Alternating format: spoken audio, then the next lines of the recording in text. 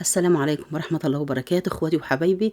النهارده جاي اعمل لكم احلى صينية كنافة تستاهل بقكم، خاصة بتبقى الصنف ده حلو في رمضان قوي.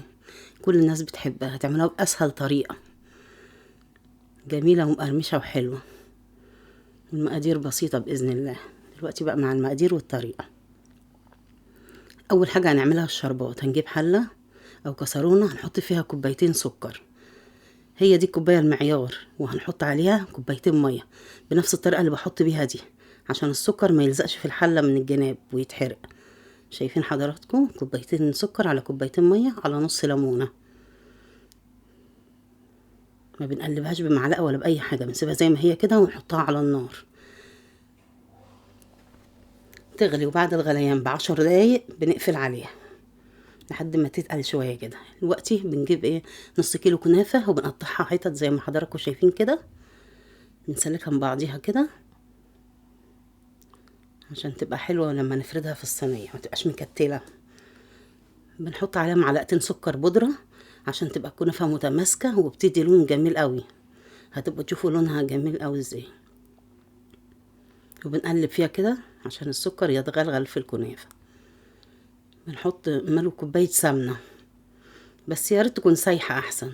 نسيحها ونحطها عشان تتوغل في الكنافة كويس، عشان السمنة دي تعبتني شوية في التقليب زي ما حضراتكم شايفينها كده، فاحسن نسيحها شوية. شايفين حضراتكم؟ بحاول ادخل السمنه في كل حته في الكنافه عشان تبقى جميله كده. شايفين؟ ودي من الاكلات الشرقيه الحلوه، الحلويات الشرقيه الجميله بتاعتنا، كل الناس بتحبها. بندهن صينيه سمنه كتير زي ما حضراتكم شايفين كده، يعني ممكن نحط لها يجي ربع كوبايه سمنه. شايفين؟ بعد كده بنحط فيها الكنافه حبه حبه زي ما حضراتكم شايفين كده، وبنضغط عليها عشان تبقى متساويه.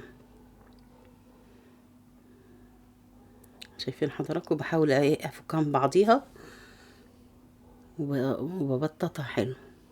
نحط حبة حبة وابطط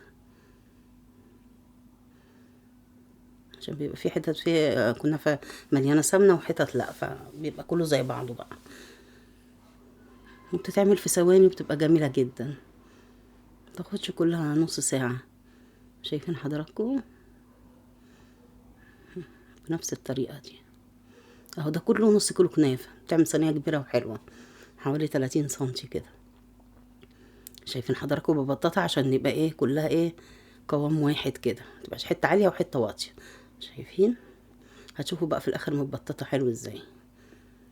شايفين؟ بعد كده بندخلها بقى الفرن تستوي. نولع من تحت الاول لحد ما يبقى لونها احمر كده زي اللون ده كده ذهبي، وبعد كده بنقفل من تحت ونولع الشوايه عليها شويه. بعد كده الشربات بنحط له بقى حبه موارد او فانيليا، يتقل زي ما حضراتكم شايفين كده، يبقى زي العسل الابيض الخفيف شويه. وبعد كده بنسقي بيه الكنافه اول ما تخرج من الفرن. الشربات يبقى بارد وهي سخنه. شايفين بتشرب الشربات حلو ازاي؟ شايفين اللون؟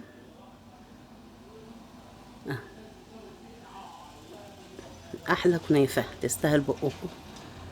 نبتدي بقى اول ما تشرب الشربات بنخرطها، تهدى شويه كده ونخرطها زي ما حضراتكم شايفين كده، تقطعوها زي ما انتوا عاوزين.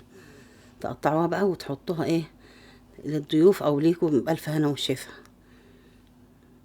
واذا عجبتكم الكنافه لايك بقى واشتراك وحاجات حلوه كده. السلام عليكم ورحمه الله وبركاته.